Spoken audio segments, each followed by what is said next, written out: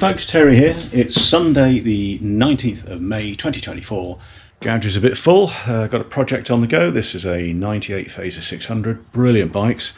Did 5 laps on the Nürburgring on one of these, amazing. Anyway, that's taken up a bit of space, so the poor old Matchless is in the corner.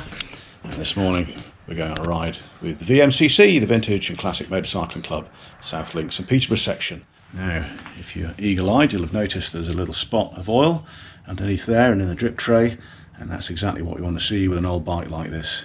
If there's a lot of oil, it means you've run out of oil. If there's no oil, that also means you've run out of oil. If there's a little spot of oil, that's Goldilocks, that's just right.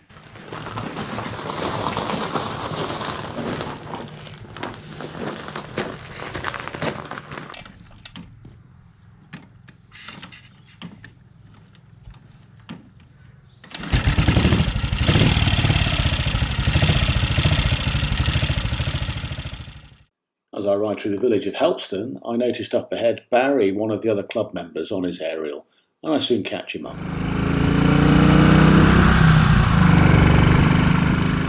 The bike I'm riding is a Matchless G3L WD, an old dispatch rider's bike. She just turned 82 years old this year, but she's still good for 50 miles an hour. And as we approach the RV at the Stibby Diner, it looks like we've turned into a 4-ship. Maybe this is going to be a big turnout for the ride.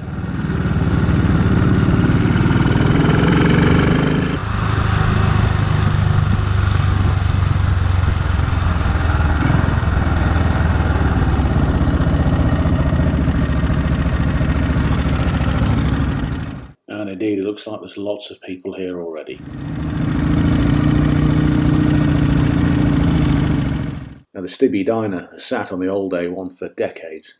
And you know you're in a proper truck stop when the menu starts with liver and onion and chips. Anyway, still really popular despite being on a bit of a side road now. Good morning. Sir. Good morning.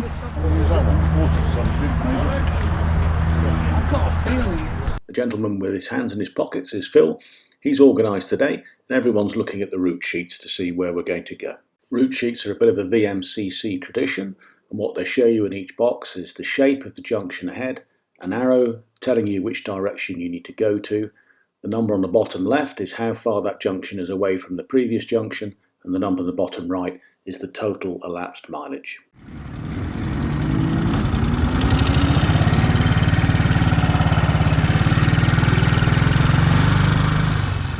Now personally I don't like route sheets because you have to have a big ugly contraption on the handlebars of the motorbike to look at them, and also if you do take a wrong turn or miss a turn, then there's no real way of getting back on the route because it's turn-by-turn navigation. I'll show you the route sheet in action in a minute and you can make up your own minds, but this little black thing about the size of a 10p piece on the right-hand side of my bars is the navigation system I use. It's called a Beeline.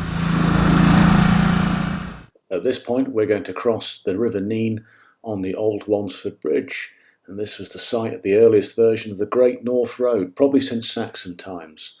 The current bridge dates from about 1600, but it seems to carry our weight okay.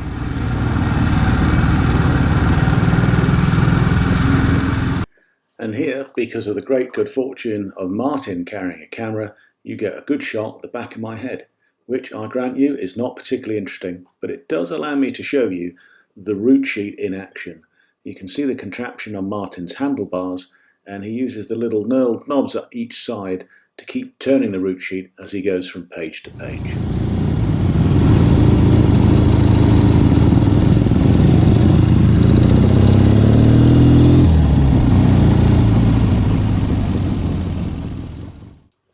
As we turn left through the village of Wansford, we head towards Yarwell and then Nassington, at which point we turn right.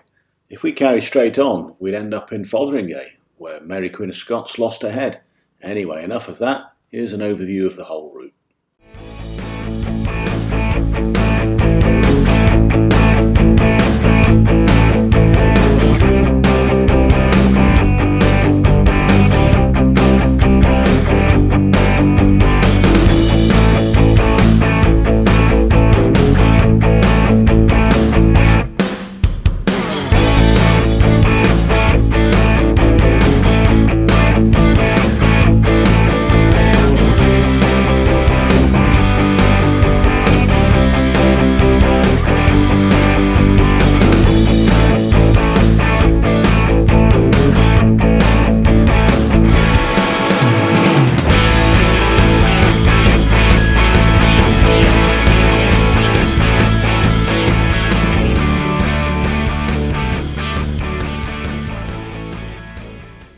On the road to Geddington, we stop off at this memorial to the US Army 8th Air Force.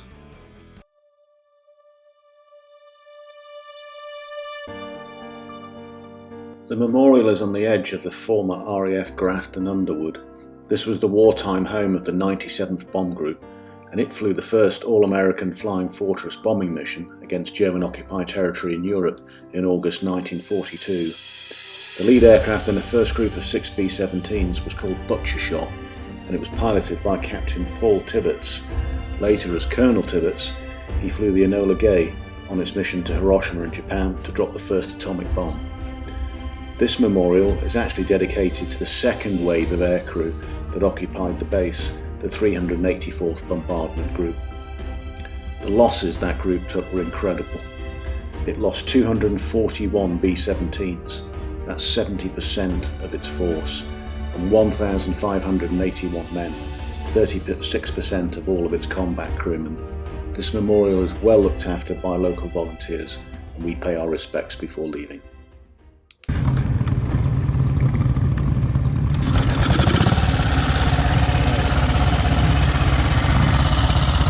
Behind you this time. Okay. I certainly won't outbrake you.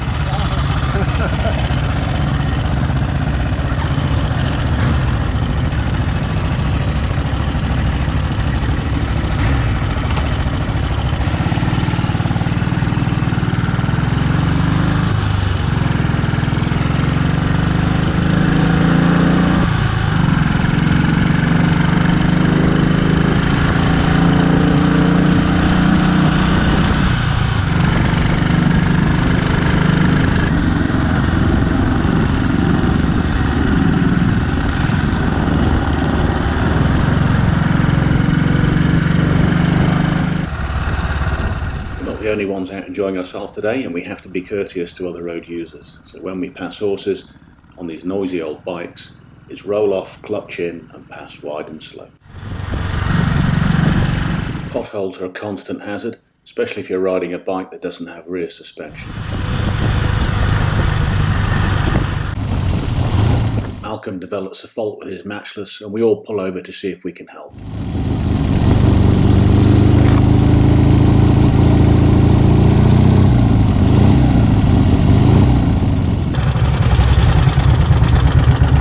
Got to push. Got to push.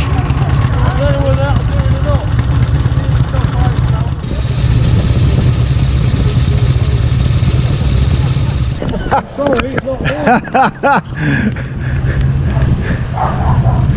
It didn't turn over. The first push doesn't have the desired result, so we try again. Yeah. Just shout now before you let the clutch out, then we know. All right.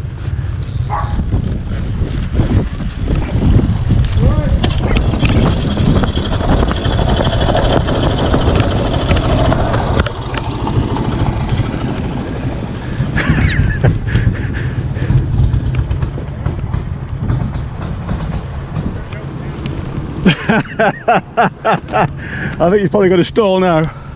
Malcolm disappears into the distance on his misfiring bike, so I decide to go after him to see what's happening. Only to see him charging past me with everything working again. And we're soon off again on our merry way.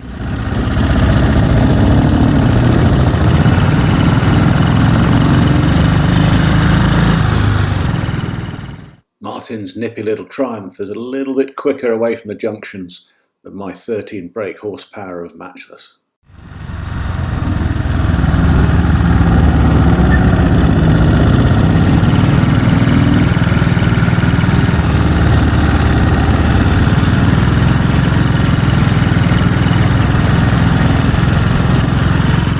At busy junctions we cluster together so we can cross the road quickly as a group.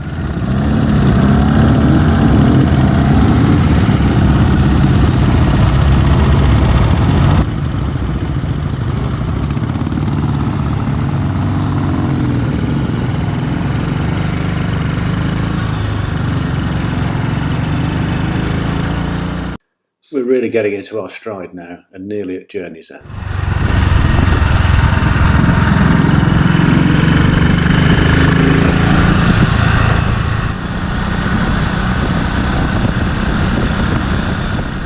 But there's a bit of a test for the matchless, because I have to get my octogenarian up a really long, steep hill.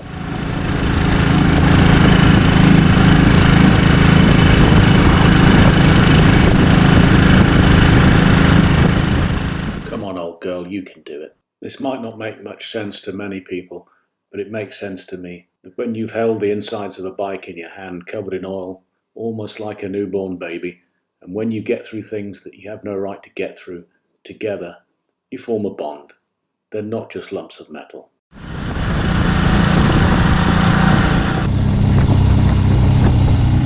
We're only a mile from the pub now at Journey's End, and everyone's ready for a pint, but the leading rider takes a wrong turn.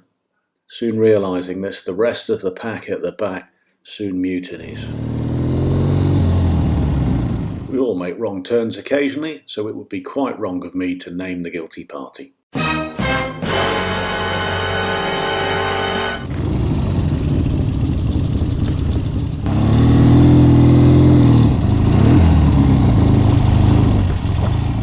And so, with the first U-turn of this ride safely completed, we have only one more hazard to contemplate before we arrive at the pub. A driver who tries to turn across the facing traffic and then stops in the middle of the road. What in the name of bloody hell?